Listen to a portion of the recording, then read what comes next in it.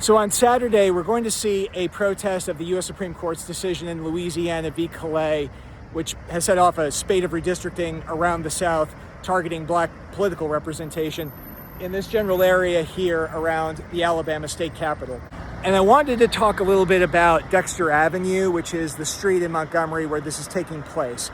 Dexter is anchored by the Alabama state capitol down that way, and then Court Square down the other side, which I'll be talking about in a minute. This is a historic street. You had the Ordinance of Secession behind me. Coming up in front of me is Dexter Avenue Baptist Church, where the Montgomery bus boycott began.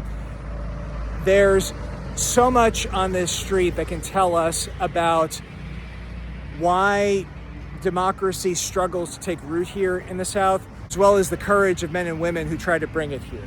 Dexter Avenue was the main commercial hub of Montgomery for many years. And in the 19th century, when you talk about commerce in any southern city, you're talking about slavery. Montgomery was a major slave market, and we know that in 1860, 2/3 of the population here was enslaved. So 2/3 of the population was essentially subject to the whims and desires of a small group of men who could ruin their lives on a whim. That state capitol building behind me was built with enslaved labor, and that's more than just symbolism. Southern governments were not founded on the principle of popular representation.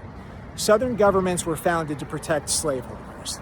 All political activity, all legal activity was founded on the assumption that everything had to be done to ensure that a slaveholder had maximum power over the people he held against their will. Slaveholders effectively got to live outside the law, and they also had a political system that bent completely to their needs. And we still see this legacy today in Alabama. The Constitution of 1901, under which we operate, essentially centralizes all power in Montgomery and ensures that a small group of special interests have outsized power over what happens in the state. So when you hear a politician discuss popular representation in terms of theft, or hinting that maybe some undeserving people are being represented, know that they're standing in a very long, undemocratic tradition in the state of Alabama. It can basically be summarized as government is too important to be entrusted to the governed. So we have a slave market on one end of Dexter Avenue and a place where slaveholders got their way on the other side. But then we have the street itself. You can go as far back as 1902 and see black Alabamians organizing on this street against measures of oppression against them. When you walk on this street, you're following the path of Martin Luther King during the Selma to Montgomery March in 1965. Because the story of the South isn't just one of oppression.